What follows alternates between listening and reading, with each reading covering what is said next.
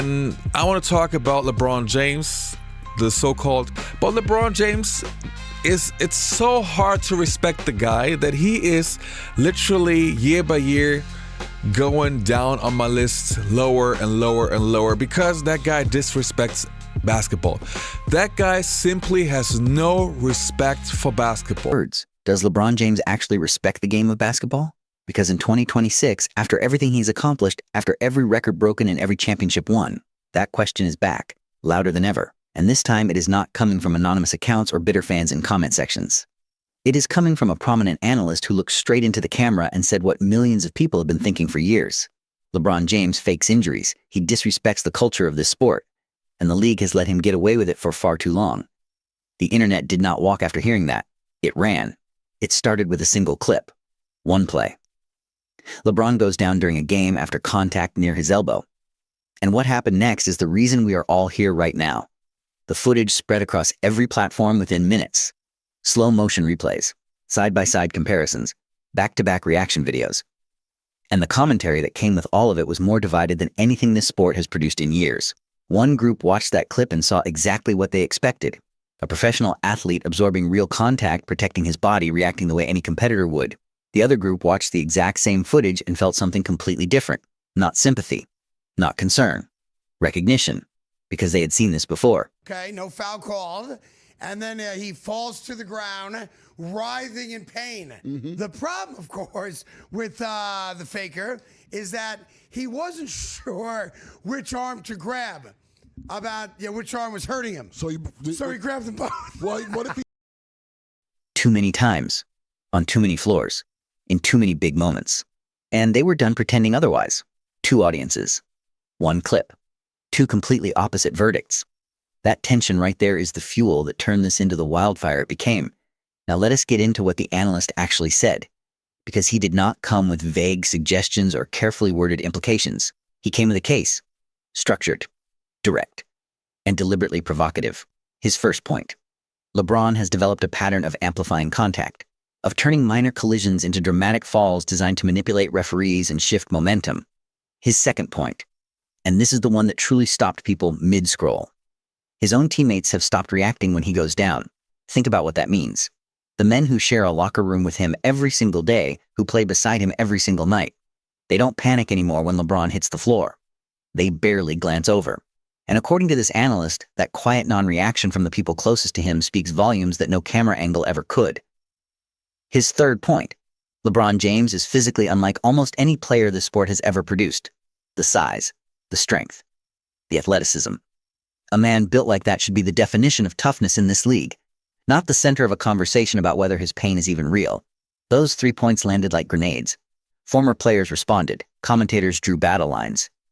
And within hours this had expanded far beyond one elbow and one game into something much larger and much older. To understand why the toughness argument hits as hard as it does, you have to go back. All the way back. Because the NBA of the 1980s and 1990s was not the same sport being played today. It was something rawer, something harder. Defenders were legally allowed to use their hands and their bodies in ways that would draw flagrant fouls under today's rulebook. Driving to the basket meant choosing violence. And getting back up without showing pain was not celebrated. It was simply expected. Isaiah Thomas playing through a devastating ankle injury in the finals and still delivering in the fourth quarter became legend not because it was impressive. Just imagine placing him in the 80s or 90s where guys literally, we have all seen it. I mean, the witnesses of 80s, 90s basketball, we have all seen it. Guys that went on the floor with torn something, or even, what was his name? The guy from Boston that actually had a calf. He was definitely not supposed to play.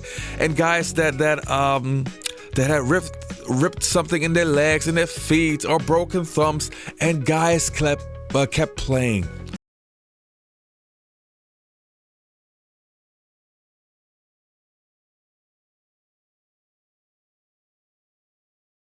But because it represented a standard.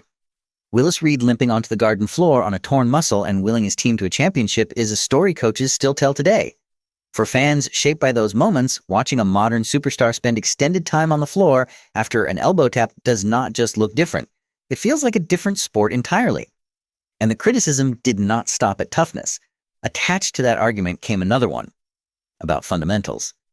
Whether LeBron's game, extraordinary as it is across every statistical measure, leans so heavily on physical dominance that certain technical standards have quietly been abandoned around him. The traveling conversation has followed his career from the very beginning. Footwork on drives that appears to stretch just beyond what the rulebook permits. The flopping debate never disappears for long, with critics pointing to reactions that seem larger than the contact that produced them. LeBron's defenders push back on every point, arguing that every elite player in today's NBA operates inside similar gray areas and that the rules have been deliberately restructured to create more offensive freedom.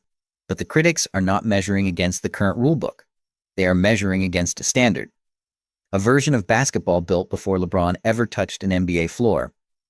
And that standard does not update just because the rules did. Everything about LeBron James eventually arrives at the same address, the greatest of all time conversation. It has been inescapable since he was a teenager, being called the chosen one. Every flaw gets filtered through that lens. Every controversy becomes ammunition in a much older war. Because Jordan's legacy carries a mythology that has only grown stronger with time.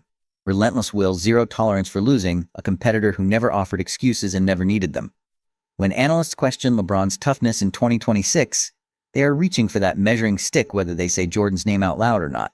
And that comparison makes every LeBron debate emotional in a way discussions about almost any other athlete never reach. His supporters feel the exhaustion of constantly moving goalposts. Every record broken comes with a new condition attached. Every argument settled opens the door to a different one. The fatigue is real. There is also a responsibility argument sitting underneath all of this. When you are the most visible player in the most globally watched basketball league on the planet, your behavior sets a tone that reaches far beyond your own career. Young players in high school gyms study the way superstars carry themselves. Coaches use professional athletes as reference points when talking to teenagers about toughness and competitive identity. Critics who raise concerns about how LeBron responds to contact are not just talking about one player's habits. They are talking about what becomes normal when the biggest name in the game does something consistently and the league looks the other way. LeBron's supporters answered all of this the only way that truly matters, with the record: 22 seasons of elite basketball without a meaningful drop in production.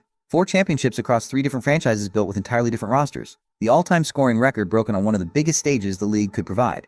Multiple versions of LeBron James emerging across different decades, each one smarter, more refined, and still capable of taking over when it mattered most. His defenders make one argument above everything else. A player who genuinely does not respect basketball does not give it what LeBron has given across that length of time. That kind of sustained commitment is not performance. It is devotion. But here is the truth sitting underneath all of it. This debate was never really about one clip. It was never about one elbow or one analyst or one comment that went viral on a Tuesday night.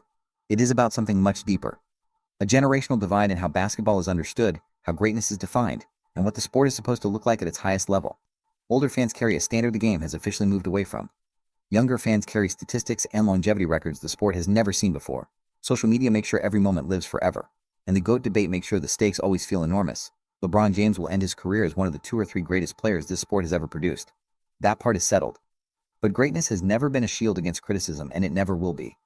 The questions about his toughness, his fundamentals, and his relationship with the traditions of this game will follow him long into retirement. Because with LeBron, the argument was never just about basketball. It was always about something bigger. And arguments that big never end.